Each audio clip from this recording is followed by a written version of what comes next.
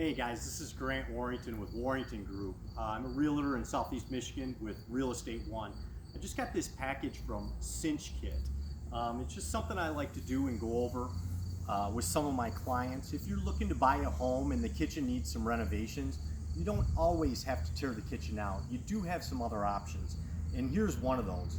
You can replace your doors and your drawers on your kitchen cabinets and your bathroom cabinets. So it's a very inexpensive and cheaper fix than ripping those cabinets out. So what they did was cinchkit.com sent me this package to show me the benefits of just replacing doors and drawers.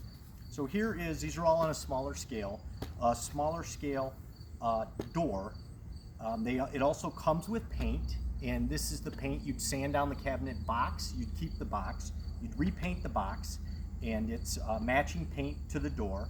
It comes with all the screws, it comes with hinges that go on the side of it, and it also comes with hardware, your pulls that would go on the cabinet door and drawer.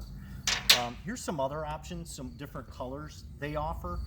But again, this is just something I like people to know, that you don't necessarily have to just rip cabinets out if you're on a budget or anything like that. So again, this is just something I like to offer to my clients. I hope you gain some value out of this.